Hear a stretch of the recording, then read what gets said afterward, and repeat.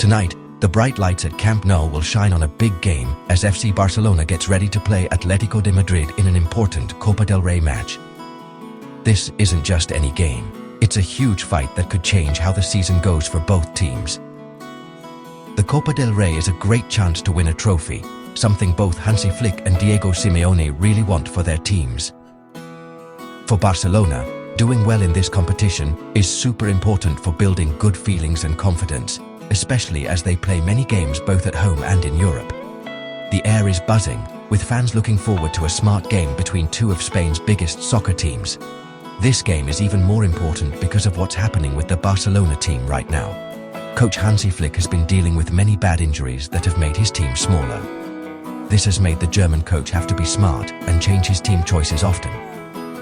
Key players, who would usually always play, can't play in this big game. This problem is a big challenge, but it also gives other players a chance to step up and show what they can do on the biggest stage. How tough this Barcelona team is will be truly tested against a very strong Atletico team. Many news stories before the game have been about star players who can't play. For the attackers, both Marcus Rashford and the fast Brazilian player Rafinha were told they couldn't play at the last minute. They didn't get better from their injuries in time, which is a big hit to Flick's attacking plans. Also, the creative player Pedri is out with a problem in the middle of the field. People knew he wouldn't play, as the club is being careful with him so he can come back in the next few weeks. These players being out means Barcelona won't have some of their best players who score goals and create chances, forcing a big change in how the team is set up and how they plan to play. Even with these problems, there's a strong feeling of wanting to win in the Barcelona team. It's not about being sad, but about seeing a chance. This game against Atlético de Madrid is a chance for the team to show how strong they are together and how smart they can be with their tactics under Hansi Flick. The players chosen to start know that they carry the hopes of the fans and the importance of the club's long history. A win tonight would be more than just moving to the next round of the Cup. It would show everyone that this Barcelona team can get through tough times and fight for the biggest prizes, no matter who is playing. In goal for Barcelona will be Joan Garcia, who has been a steady player in front of the net this season. The young goalie has the huge job of stopping the strong Atletico attack. Garcia is trying to get his 12th game without letting in a goal this year, which shows how much more confident he is and how well he stops shots. How well he controls the area around the goal and how he passes the ball will be very important for Barcelona to start their plays from the back. Against a team like Atletico, who are known for scoring well and taking advantage of even small mistakes, Garcia's focus and how he plays will be watched very closely for the whole 90 minutes. The line of defenders in front of him has been put together to be both strong and smart in how they play. On the right side of the defense, Jules Koundé is expected to start. He is a good defender and can help with attacking, which makes him a clear choice for the right back spot. On the other side, Alejandro Balde will bring his usual speed and energy. Balde's runs up the field will be a key part of Barcelona's plan to spread out the tight Atletico defense. Having Koundé and Balde on the sides aims to create a good mix of being strong in defense and wide when attacking, which will be very important for breaking down Simeone's well-organized team. In the middle of the defense, Hansi Flick has put his trust in the promising pair of Pau Cubarsi and Eric Garcia.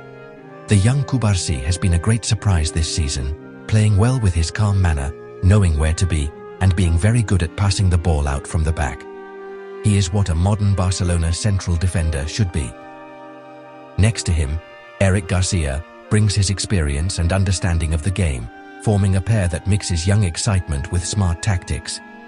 How they talk to each other and how they handle the strong challenge from Atletico's attackers will be a big part of deciding the result of this cup game, as they are the last line of defense. This group of 4 defenders is Flick's best choice to stop the specific dangers that Atlético de Madrid brings. The defense will need to be perfectly set up to deal with Atletico's fast counter-attacks and how good they are at scoring from free kicks and corners. The players on the sides will have 2 jobs: defending their area and also being a way to pass the ball when Barcelona has it. The central defenders, Cubarsi and Garcia, will be in charge of keeping a high line and making sure any open spaces are quickly closed. The overall defense will be the base on which Barcelona hopes to build a good result and get their spot in the next round of the Copa del Rey. The Barcelona midfield gets a big and welcome boost with Frenkie de Jong coming back. The Dutch star missed the last league game against Mallorca because of a small pain, but he is now ready to start in this important cup match. Having him play is super valuable to Hansi Flick's plan. De Jong's ability to control how fast the game goes, break through defenses with his dribbling, and connect the defense and attack smoothly will be central to Barcelona's game plan. His return brings a lot of skill and experience to a midfield that is missing the creative spark of the injured Pedri. Playing next to De Jong in the middle will be one of the promising young players from La Masia, with Marc Casado having a slight edge over Marc Bernal. The choice to pick Casado is reportedly because of how bad the field might be, which could need a stronger and more fighting player in the middle of the field. Casado is known for working hard on defense, being tough in tackles, and passing the ball simply and well. His job will be to protect the defenders, break up Atletico's plays, and let De Jong move forward and influence the game closer to the opponent's goal. Finishing the group of three midfielders in a more forward, attacking role will be the energetic Fermin Lopez. With Pedri out, the job of being creative and scoring goals from the midfield falls squarely on his shoulders. Fermin's constant pressure, late runs into the penalty area, and strong shots from far away make him a constant problem for opposing defenses. He is tasked with finding open spaces between Atletico's well-behaved midfield and defense, connecting with the attackers, and creating chances to score. His energy will be key in messing up Atletico's rhythm and making them play on the back foot. This midfield setup clearly shows Flick's plan for this game, a mix of control, fighting spirit, and creativity. De Jong will be the deep player who starts plays, controlling how the game flows. Casado will be the one who breaks up plays, tasked with winning the ball back and making sure the central areas are safe. Fermin Lopez will be the active attacking midfielder, trying to open up the tough Atletico defense. How well this trio does in winning the midfield battle against players like Koke and Rodrigo De Paul will be super important. Their ability to keep the ball and move it forward effectively will decide if Barcelona can play their way. Because both Marcus Rashford and Rafinha are out, Hansi Flick has had to completely rethink his three attackers. The German coach has found a clever and flexible way to make up for losing his main wingers. On the right side, the amazing Lamine Yamal will start, carrying a lot of hope on his young shoulders. Yamal's amazing dribbling skills, his bravery in one-on-one situations, and his ability to create chances out of nothing make him one of Barcelona's most exciting players. Against a disciplined Atletico defense, his special talent could be the key to opening up a tough game and giving the team the spark it needs. Leading the attack as the central striker, or number 9, will be Ferran Torres. The Spanish forward is being trusted with the very important job of leading the attack and scoring the chances that come his way. Torres moves smartly, has a good eye for goal, and can move to wider areas, which can create space for his teammates. His ability to press from the front and bother the Atletico defenders will also be a very important part of Barcelona's defensive plan. Tonight, he must be good at scoring and be the main point of the attack, holding up the ball and bringing his teammates into the game well. On the left side, Flick has chosen the creative and skilled Dani Olmo. With the main wingers out, Olmo's ability to play in small spaces, his vision for a final pass, and his danger from long shots make him a great choice for the role.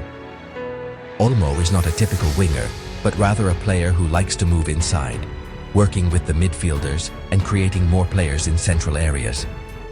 This small change in tactics could cause a different kind of problem for the Atletico defense, as his movement will be harder to follow than a regular winger. How he plays with Alejandro Balde on the left side will be an interesting fight to watch. This new group of 3 attackers is Barcelona's hope for breaking down Diego Simeone's famously strong defensive wall. The plan seems to be based on Yamal's individual magic, Torres' good scoring, and Olmo's creative smarts. The team's chances will really depend on how quickly these 3 can work well together on the field. They face a huge challenge against one of Europe's best organized defenses. However, with the support of the home crowd and a clear plan, Barcelona hopes this new attack has enough power and cleverness to win and take a big step towards winning the Copa del Rey.